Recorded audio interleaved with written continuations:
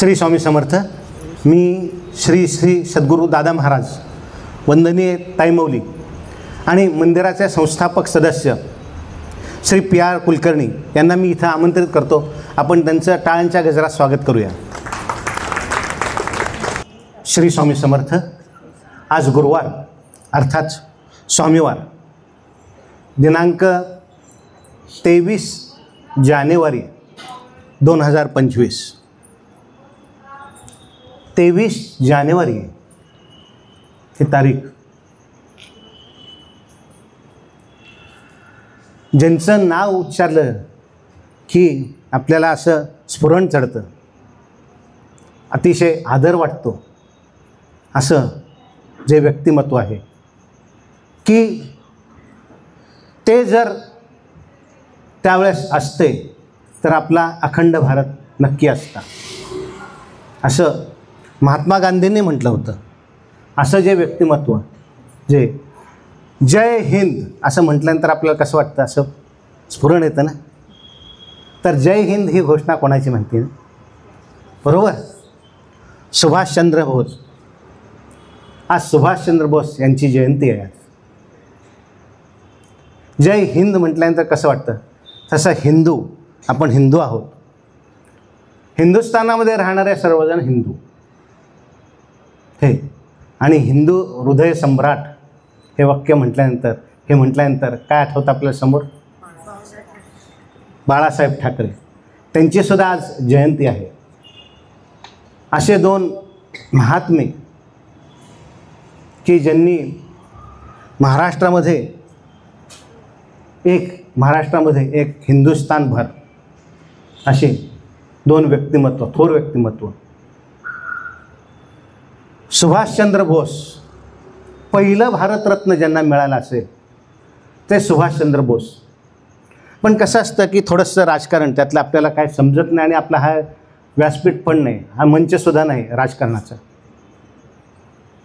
सुभाषचंद्र बोसांचा अंत कसा झाला हे आजपर्यंत कोणाला कळलं नाही. त्याच्यावर काही सिनेमे आले होते, काही पुस्तकं आहेत. आता सत्य असत्य हे माहीत नाही, पण फक्त केवळ आणि केवळ त्यांचं शव म्हणजे डेड बॉडी मिळाली नाही म्हणून भारतरत्न ही सर्वोच्च पदवी ही परत काढून घेण्यात आली. असे हे सुभाषचंद्र बोस.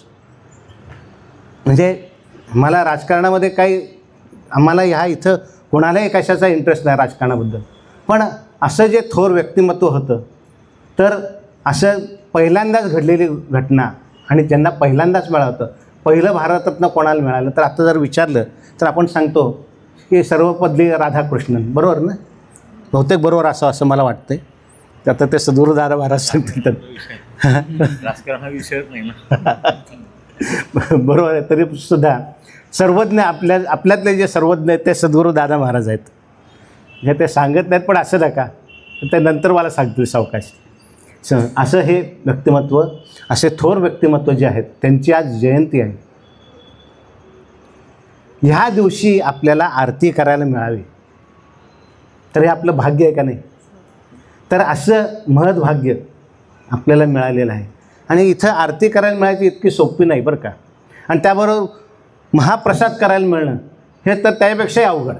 एक वेळ आरती करायला मिळेल, घबाड योग जर असेल तर आरती करायला मिळते, पण महाप्रसाद करायचं म्हटलं तर ते नंबर लावावा लागतो. मग ते बघावं लागतं कुठलं तारीख आहे. मग आपले जोशी काका आहेत, सद्गुरू दादा महाराज आहेत, ते बघून सांगतात की बा हा आहे, तो आहे, हा शिल्लक आहे, मग 4 महिन्यानंतरचा आहे गुरुवार.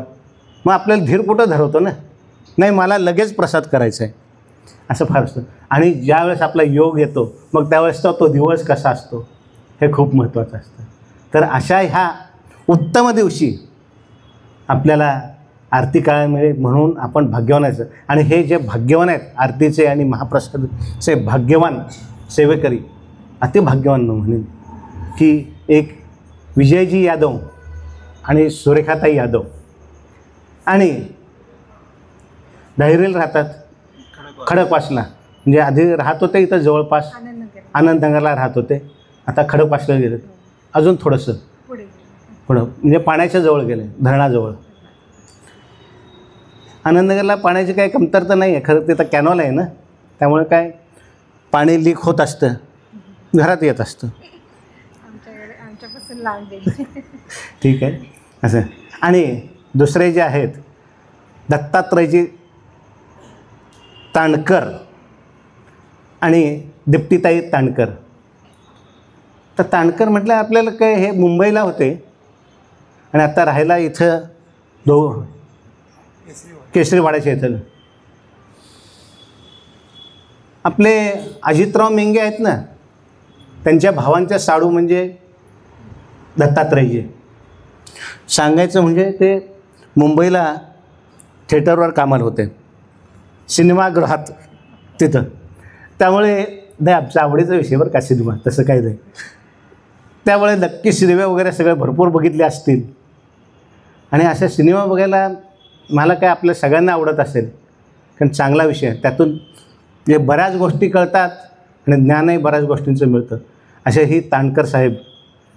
आणि आता विजयजी यादव ते आपल्यासाठी काय जुने नवीन नाहीत, तर ते पोलीस खात्यामध्ये होते, रिटायर्ड झाले. या सगळ्यांना मी इथं आमंत्रित करतो व्यासपीठावर, आणि सद्गुरूंना मी विनंती करतो की त्यांचा आपण कृपया यथोचित सन्मान करावा. श्री स्वामी समर्थ महाराज की जय. श्री स्वामी समर्थ महाराज की जय.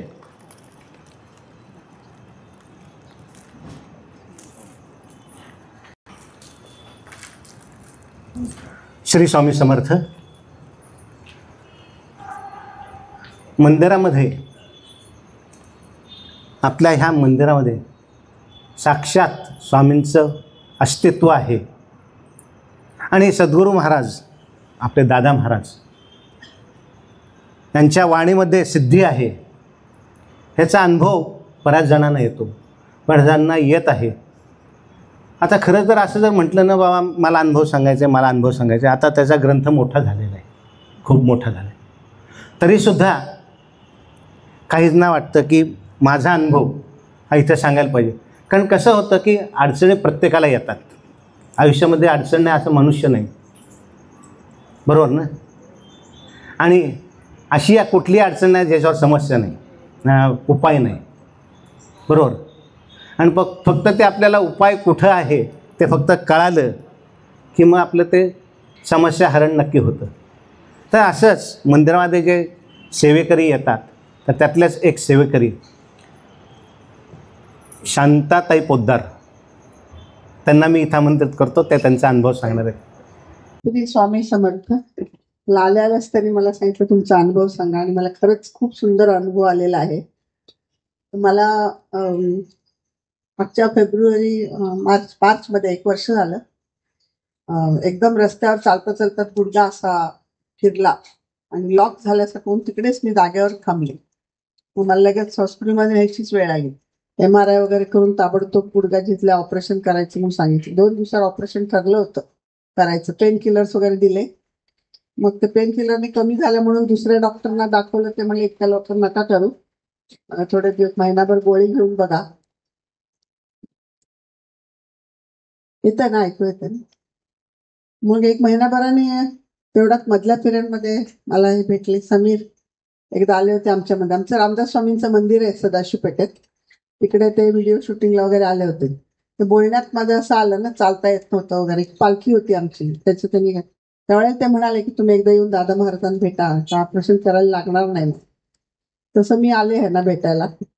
तर त्यांनी मला जे सांगितलं, काय करायला सांगितलं, प्रयोग करून सांगितलं, ते 1-2 महिने मी केलं. खूप कमी झालं होतं. कमी झाल्यावर मी सोडून दिलं ते लावायचं वगैरे सांगितलं होतं त्यांनी. परत तेवढ्याच जोरात दुखायला लागलं. मग मी जाऊ ते दुसऱ्या डॉक्टरना दाखवलं. ते म्हणलं करायलाच लागेल तुम्हाला ऑपरेशन. ते बोलण्यात परत यांच्याकडे बोलण्यात आलं. ते म्हणले नाही तुम्ही परत दादांना येऊन भेटा. दादा म्हणलं बंद नका करू, ते परत चालू ठेवा तुम्ही. मग मी गेलेच नाही ऑपरेशन, कारण पहिला कमी झालेला अनुभव होता ना. मी डॉक्टरकडे गेलेच नाही. मग परत सांगितलेलं करायला सुरुवात केली. त्याच्यामुळे आता जवळजवळ वर्ष झालं, आता मी पूर्ण व्यवस्थित चालू शकते, कळ अजिबात होत नाही. ऑपरेशन तरी टाळलं, पण ते दुखणं पण पार गेलेलं आहे. त्यामुळे मला खूप आनंद होते. दर गुरुवारी यायचं म्हणते, पण आमचं रामदास स्वामींचं मंदिर आहे, तिकडे पण उपासना हीच असते 5 ते 7. त्याच्यानंतर यायला उशीर होतो. पण आज दादानी पण बऱ्याच वेळ सांगितले, या तुम्ही एकदा आरतीला. थोडी आरती चुकली, मला थोडा वेळ झालाच, तरी पुढच्या गुरुवारी बघेन. दादांचं दर्शन, स्वामींचं दर्शन घ्यायला म्हणून मी आले. आणि हे आल्याच म्हणाल तुमचा अनुभव सांगा सगळ्यांना. म्हणजे तर मनापासून मी अजून 2-3 पण सांगितलेलं आहे, तुम्ही बघा उगीच. कारण डॉक्टरकडे गेले की ते पहिलं ऑपरेशनच म्हणतात. आधी एवढे गोळ्यांची लिस्ट, एक्सरे काढा, हे काढा, कितीतरी खर्च होतो. पण हे तरी काय एवढे निस्पृह आहेत दादा महाराज. म्हणजे तोंडावर कौतुक केलं त्यांना आवडणार नाही, पण काही घेत न घेता सगळ्या स्वामींवरती सोडतात. स्वामी करतील बरोबर, ह्या विश्वासावर तुम्ही करा. आणि खरंच मला खूप सुंदर अनुभव आलेला आहे. आज मी पूर्ण व्यवस्थित आहे, चालताना अजिबात दुखत नाही. नामोनिशाण झालेलं. त्यामुळे खूप खूप धन्यवाद दादांना सांगतात. आणि स्वामींची कृपा आहे. तुम्ही कोणी प्रयोग बघा, तुम्ही अनुभव घेऊन बघा, तुम्हाला पण कुठल्याही याच्यावरती त्यांच्याकडे रेमेडी आहे. त्याच्यानंतर माझ्या मैत्रिणींना पण मी घेऊन आले होते, त्यांनी पण व्यवस्थित तितक्या श्रद्धेने, फक्त ते म्हणतात तसं श्रद्धा पाहिजे, आपली होईल ह्याची गॅरंटी पाहिजे, तर ते नक्की आपल्याला अनुभूती येते. जय जय रघुवीर समर्थ. श्री स्वामी समर्थ महाराज की जय. श्री विजयजी यादवजी ते आपलं मनोगत इथं व्यक्त करतात. विजयजी. श्री स्वामी समर्थ. मी साधारण 2020 पासून स्वामींच्या या सेवेत आलेलो आहोत. प्रत्येक आरतीला मी काय हजर नसतो, पण प्रत्येक गुरुवारी सकाळी मी न विसरता इथं दर्शनाला येत असतो. प्रत्येक समस्यावर स्वामी आहेत, म्हणून मी माईक तो सगळा माईक.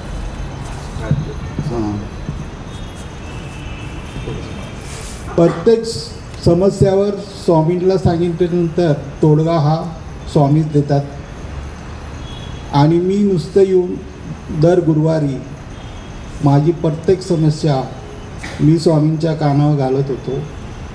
आणि प्रत्येक समस्येला त्यांनी मला 100% सोल्युशन देऊन, आदरणीय श्री गुरुवर्य आपले दादा महाराज यांच्या मार्गदर्शनाने ते सॉल्व झालेले आहेत. मला 4-5 बरेचसे असे अनुभव येऊन गेलेत स्वामींचे. त्यामुळं मी दर गुरुवारी सकाळचा न विसरता इथं दर्शनाचा लाभ घेऊन मी जात असतो. विशेष एक मोठा अनुभव म्हणजे माझ्या मोठ्या मुलाबाबत मी सांगत आहे. मुलाचं लव्ह मॅरेज झाले. 2 वर्षापासून ते ठरत होतं, पण ते काही जमतच नव्हतं. सर्वात शेवट मी स्वामींना दर गुरुवारी मी सांगायचो, हे लग्न झालं पाहिजे, हे लग्न झालं पाहिजे. आणि स्वामींनी त्याची प्रसिद्धी दिली. 25 ऑगस्टला 2024मध्ये USA मध्ये माझ्या मुलाचं लग्न झालं. आणि ही फार मोठी प्रसिद्धी मला आलेली आहे. तसेच छोट्या मुलाचं जिम आहे माझ्या, ते सुद्धा असंच मागच्या सीझनला ऐन वेळेला घरमालकाने जागेचं टॅक्स न भरल्यामुळे त्याला सील लागलं. परंतु सदरच्या सोल्युशनवर मी स्वामींच्या ते कानावर घातलं आणि एका महिन्याच्या आत सदर मालकाने 4 कोटी रुपये पुणे मनपाचा टॅक्स भरून ताबडतोब ते चालू झालं. एवढा हे 2 अनुभव मला खूप आलेले आहेत. आणि त्यामुळं मी स्वामी सेवेत शेवटपर्यंत रुजू राहील. एवढं बोलून माझं 2 शब्द संपवतो. विजयजी असोत किंवा शांताताई असोत, असे असंख्य स्वामी भक्त, स्वामी सेवेकरी आणि अडचणीत जे आहेत ते मंदिरामध्ये येतात.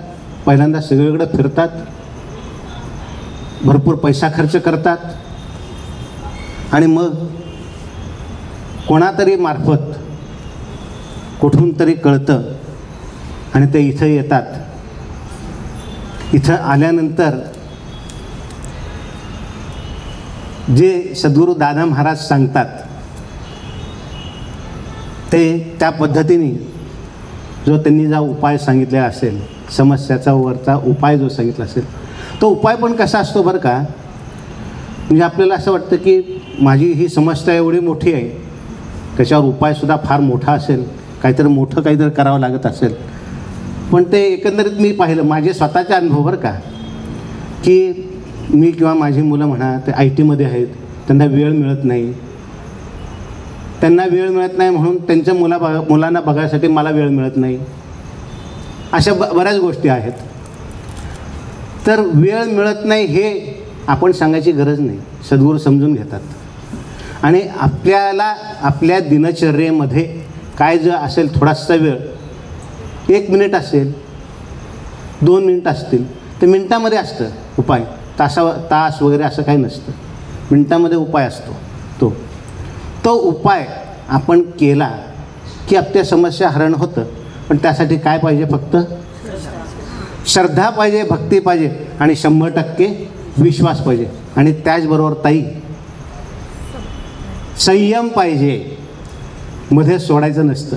तर ह्या 4 गोष्टी जर असल्या तर प्रत्येकावर उपाय इथं 100% आहेच आणि 100% यश मिळणारच. आणि हे सर्व कसं असतं? विना मोबदला, एकही पैसा खर्च न होता इथं आपण मनुष्य 100% पूर्णपणे बरा होतो. आणि ही इथं खात्री आहे. इथं स्वामी सांगतात, कारण स्वामी काय म्हणतात? अशक्य हे शक्य करतील स्वामी, त्यांचं ब्रीद वाक्य. आणि सगळ्या ज्या गोष्टी आपल्याला अशक्य वाटतात त्या इथं गोष्टी शक्य होतात. त्यासाठी फक्त काय पाहिजे? मी सांगितल्याप्रमाणे 4 गोष्टी आपल्याकडे असल्या तर पूर्णपणे आपल्याला यश आहेच. आणि ह्या ठिकाणी आपण जे जमलेलं आहोत ते सद्गुरू दादा महाराजांचे अमृतवाणी ऐकण्यासाठी मी सद्गुरूंना विनंती करतो की आपली अमृतवाणी आमच्यावर बरसावी. श्री स्वामी समर्थ. श्री स्वामी समर्थ. श्री स्वामी समर्थ. सामुदायिक जप घेऊ आपण. इच्छित दाता सकल कार्य सिद्ध करता सकल दुःख हरता श्री स्वामी समर्थ. नमो नमः स्वाहा. इच्छित दाता सकल कार्य सिद्ध करता सकल दुःख हरता श्री स्वामी समर्थ. नमो नमः स्वाहा. इच्छित दाता सकल कार्य सिद्ध करता सकल दुःख हरता श्री स्वामी समर्थ. नमो नमः स्वाहा. इच्छित दाता सकल कार्य सिद्ध करता सकल दुःख हरता श्री स्वामी समर्थ. नमो नमः स्वाहा. इच्छित दाता सकल कार्य सिद्ध करता सकल दुःख हरता श्री स्वामी समर्थ. नमो नमः स्वाहा. इच्छित दाता सकल कार्य सिद्ध करता सकल दुःख हरता श्री स्वामी समर्थ. नमो नमः स्वाहा. इच्छित दाता सकल कार्य सिद्ध करता सकल दुःख हरता श्री स्वामी समर्थ. नमो नमः स्वाहा. इच्छित दाता सकल कार्य सिद्ध करता सकल दुःख हरता श्री स्वामी समर्थ. नमो नमः स्वाहा. इच्छित दाता सकल कार्य सिद्ध करता सकल दुःख हरता श्री स्वामी समर्थ. नमो नमः स्वाहा. इच्छित दाता सकल कार्य सिद्ध करता सकल दुःख हरता श्री स्वामी समर्थ. नमो नमः स्वाहा. इच्छित दाता सकल कार्य सिद्ध करता सकल दुःख हरता श्री स्वामी समर्थ. नमो नमः स्वाहा. श्री स्वामी समर्थ. अशक्य ते शक्य करतील स्वामी. स्वामींचा जो तारक मंत्र जो आहे त्याच्यामध्येच ओळी येते की अशक्य ते शक्य करतील स्वामी.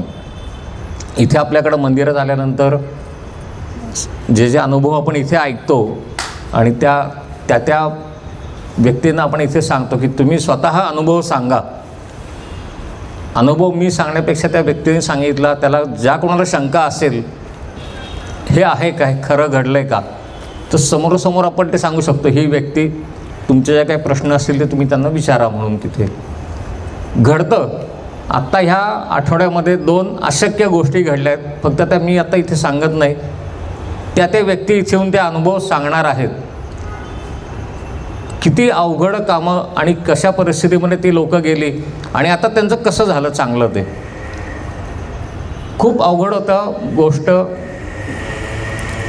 पण फक्त श्रद्धा आणि विश्वास की हे दादाने सांगितलं एवढं करायचं आहे ते करत गेले आणि आज त्या सगळ्या ह्याच्यातनं ते व्यवस्थित लोक त्यांना यश मिळालं. आणि आता यशाच्या शिखरावर म्हणतो ना आपण, तसे ते तिथे आहेत. फक्त ती लोक इथे येऊन सांगणार, 2 जण ते इथे येऊन सांगणार अनुभव. आजचं प्रबोधन लक्षात ठेवायची तारीख लक्षात ठेवा. मी हा उल्लेख केला होता फक्त. त्या 2 गोष्टी आपल्याला इथे नक्कीच त्यांच्या तोंडून ऐकायला मिळतील. त्या प्रत्येक देवस्थानचं जसं आपण सांगतो की महाराज इथे आहेत, आपापल्या श्रद्धेनुसार आपापल्या कुवतीनुसार आपण इथे भक्ती करत असतो. आणि काही ठिकाणचं असं की त्या देवस्थानामध्ये कुठल्या संत महात्म्यांचा एखादा समजा आशीर्वाद असेल, काही ठिकाणी सेवा फक्त एक निष्काम भावनेने केलेलं असेल. आपल्याकडे दोन्ही आहे. अण्णांनी आशीर्वाद दिला की क्षेत्र इथे तीर्थक्षेत्र होईल, इथे येणाऱ्या भक्तांची कामं होतील, कोणी विन्मुख राहणार नाही. आणि त्याच्यानंतर आपण फक्त सेवा करत गेलो. आपण इथे काही फार मोठं करत नाही, कर्मकांड होम हवन काही कुठले करत नाही, कुठली पारायणं करत नाही. फक्त मानतो की महाराज इथे आहेतच. आणि ह्या श्रद्धेमुळं की इथे स्वामी आहेत, जे करून घ्यायचं असेल महाराज करून घेतील, योग्य वेळेला करून घेतील.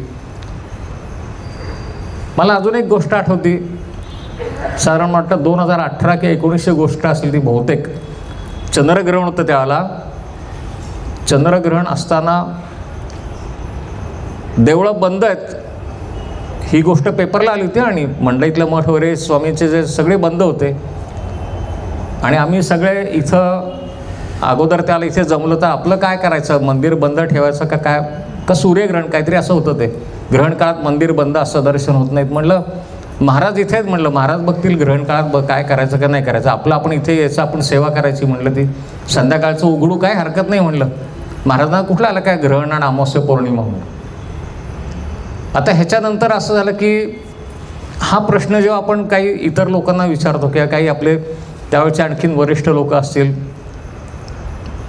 मला एकदा एक जणांनी विचारलं तुम्ही महाराज आहात का. म्हटलं तुम्ही कसा निर्णय घेताय.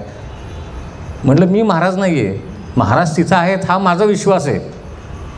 जो काय असेल ना माझा निर्णय चुकीचा असेल का काय ते महाराज बघतील. म्हटलं काय करायचं, देऊळ उघडणार फक्त एवढंच. देऊळ बंद करा असं मला आतून कधी वाटलं नाही. करोनामध्ये पण देऊळ कधी आपण बंद ठेवलं नाही. करोनाच्या काळात इथे येत होतो मी गुरुवारी, आपली आरती व्हायची, 4-5-50 लोक पण येत होती. आणि असं एकदाही कधी झालं नाही की कोणी पोलीस, म्हणजे आपण ऐकतो त्याला की पोलीस येतात पळवून लावतात, जमावबंदी अमुक तर मग काही इथं घडलं नाही. कधी कधी पोलिसही येऊन नमस्कार करून जात होते. मग हे तिथं आहेत महाराज म्हणून ते घडतंय सगळं, की त्यांची इच्छा आहे म्हणून सगळं घडतंय. ते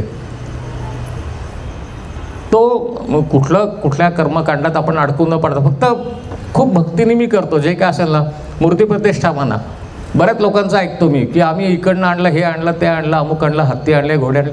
आपण काही नाही केलं. जे छोटीशी एक मिरवणूक काढली, प्रतिष्ठापना मनापासून केली फक्त.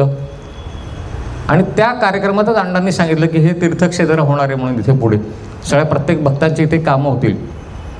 ज्या मूर्तीमध्ये आपल्या सेवेने बऱ्याच ठिकाणी मी बघतो काय रुद्र आहेत, अमुक हे बरेच काहीतरी सुरू असतात.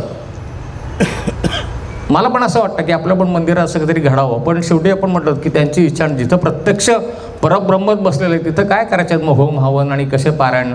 ते म्हणतात मी आहेच नाही इथे. ते ह्या श्रद्धेने ह्या विश्वासानेच इथे मी बसतो. जे काय असेल कोणी आलेले असतात समोर ते जेव्हा सांगत असतात, काय काळ उत्तरं भराभरा त्यावेळेला येत असतात. पण अगदीच काय झालं तर महाराजांच्या पुढं सांगायचं हे असं असं आहे, हा उपाय जो काय असेल तो माझ्या तोंडून तुम्ही बदलून घेताय, यश तुम्हीच द्यायचं आहे त्याला फक्त.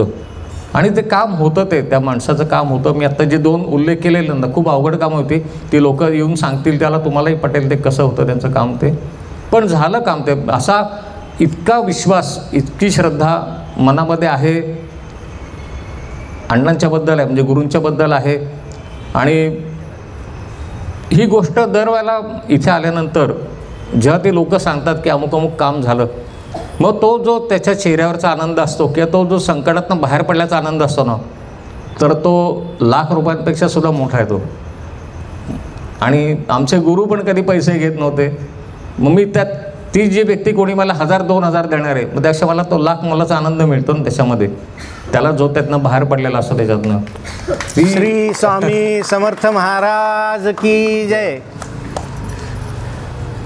एक अशीच देवळातलीच एका गोष्ट आहे. आणि अनायसे ताई इथं आल्या, त्यांचं रामदास स्वामींचं केंद्र आहे ना त्यांच्याकडे, रामदास स्वामींची सेवासाठी. तर त्यांच्याच बाबतीत एक घडलेली घटना सांगतो.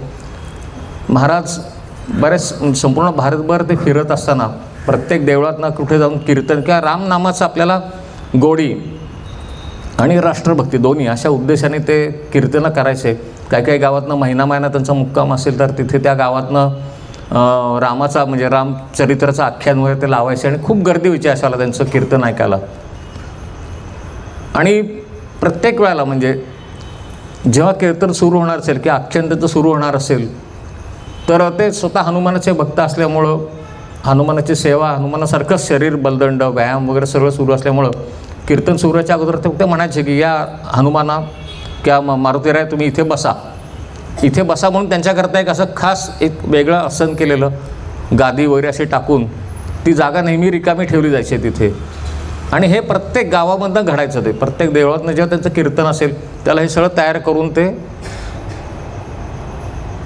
कीर्तनचा खूप आता प्रत्यक्ष स्वामीच कीर्तन करतात म्हटल्यानंतर रामदास स्वामी की गर्दी असायची.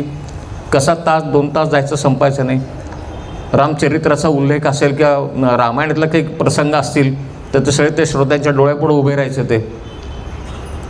आणि कीर्तन संपलं की ते त्या गादीकडे बघून नमस्कार करायचे. समोर रामाचं मंदिर असेल, कोण आणखीन कुठलं मंदिर असेल त्या देवतेला नमस्कार करायचा आणि मग कीर्तन संपवायचं. एक त्या काळातलं म्हणजे ते मुलीमजी म्हणा किंवा एक राजदरबारामधले काय म्हणतो आपण त्यांना वकील, आत्ता सध्या काळात समजा एखादा वकील त्या पद्धतीचे एक जण तिथे बरेच दिवस ते बघायचे की हे जिथं असतात तिथं त्या देवळामधनं गर्दी खूप असते. आपण एक 2-4 दिवस आपण पण जाऊन बघू म्हणतात ते कीर्तन कसं करतात काय करतात. ते गेल्यानंतर त्यांना पण खूप गोडी लागते. रोज यायला लागतात ते. इतके रसाळ वाणी संपूर्ण तो प्रसंग डोळ्यापुढं उभं करणं त्यांच्या शैलीमधनं.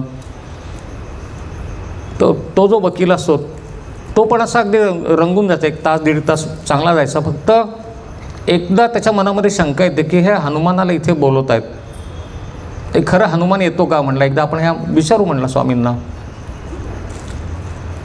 शेवटी परत श्रद्धेचा प्रश्न आला. म्हणजे किती त्यांनी तल्लीन होऊन कीर्तन ऐकलं तरी मनामध्ये एकदा शंका आली. शंका आली की थोडंसं शिक्षणाचा जो प्रभाव असतो आपल्या मेंदूवरती किंवा बुद्धीवरती मग तो डोकं वर काढायला लागतो. अडाणी माणसं असतात ना ती कशी शंका घेत नाही. ते एखाद्या गुरूंनी सांगितलं ना अमुक करा ते करून टाकतात. ते शिकलेला मनुष्य जरा कुठे थोडंसं त्याला अध्यात्मामध्ये सुद्धा असंच होतं बऱ्याच वेळेला. थोडंसं एक पायरी आपण म्हणतो ना वर यायला लागला की त्याच्या डोक्यात मग शंका काहीतरी यायला लागतात. चिकित्सक बुद्धी मग जागी होती. मग हे बरोबर आहे का, मी करतो हे खरं आहे का, हे असंच घडलं असेल का. तशा शंका न आणता आपलं जे सांगितलं ना ते करत राहायचं. त्या वकिलाला मनामध्ये शंका आल्यानंतर 1-2 दिवसांनी तो त्या रामदास स्वामींना तो भेटतो. तो विचारतो की तुम्ही म्हणताय की तुमच्या कीर्तनात मारुतीराय येतात आणि तुम्ही त्यांना बोलत आहे, खरं आहे का. आता ते खरं आहे का म्हणल्यानंतर रामदास स्वामी म्हणतात हो खरं आहे. पण मग कशावरून म्हणले, आम्हाला कसे दिसत नाहीत. आता ते म्हणतात माझी श्रद्धा आहे, मारुतीराय येतात, मी मारुतीचा मी भक्त आहे, माझा विश्वास आहे. तिथं बसलेले असतात ते, मला सुद्धा दिसत नाहीत म्हणतात, पण तिथं बसलेले असतात. पण कसं म्हणतो तुम्ही दाखवून द्या ना. म्हणजे आता शेवटी त्याचे ते वकील डोकं चालायला लागतं. तुम्ही सिद्ध करून दाखवा म्हटलं. तुम्ही लोकांना सांगता ना इथं मारुतीराय येतात, त्या श्रद्धेपोटी ही सगळी लोकं जमलेली आहेत आणि तुम्हाला ते मानतायत, मग तुम्ही सिद्ध करून दाखवा. शेवटी रामदास स्वामींचं असं की तुम्ही अनुभव घ्या म्हणतात. मला माझी श्रद्धा आहे ना, मग तुम्ही पण अनुभव घ्या. तो म्हणतो कसा काय अनुभव घ्यायचा. ठीक आहे म्हणतात उद्या या तुम्ही इथे, मारुतीराय येतात की नाही तुम्हाला कळेल. कसं कळेल.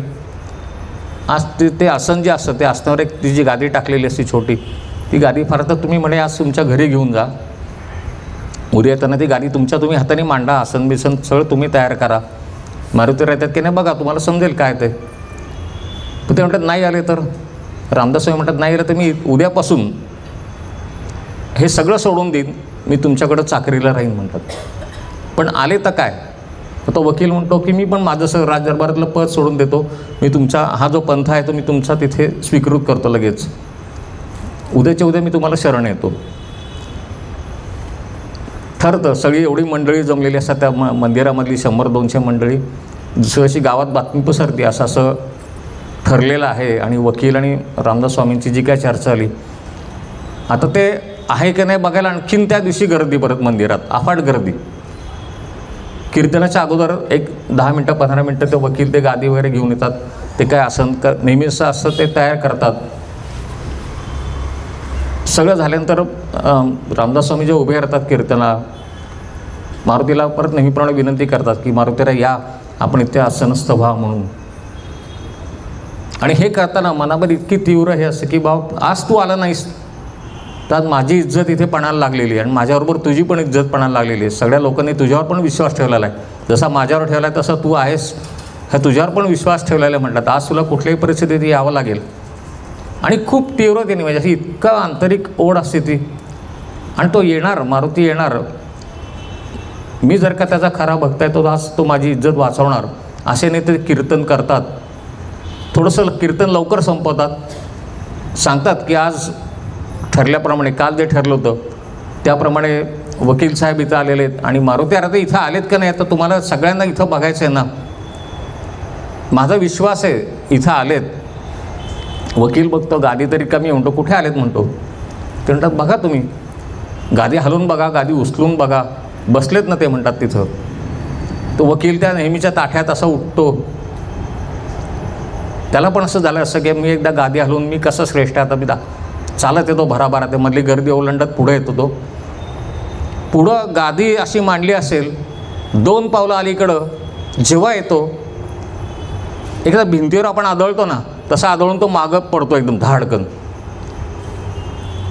काय झालं कोणालाच काय कळत नाही, परत उभा राहतो, परत जायला लागतो, परत तसंच घडतं. म्हणजे इतकी मारुतीची शक्ती म्हणा किंवा त्या रामदास स्वामींची जी भक्ती असते ती, त्याला विचारतात काय झालं, तो म्हणतो मी गादीपर्यंत पोचूच शकत नाही म्हटलं, मला भिंत आहे म्हणतो तिथे कुठली तरी, मी त्याच्यावर धडकतोय. आणि अक्षरशः कपाळाला त्याच्या असं ते धडकल्याची ती खूण पण दिसते ती.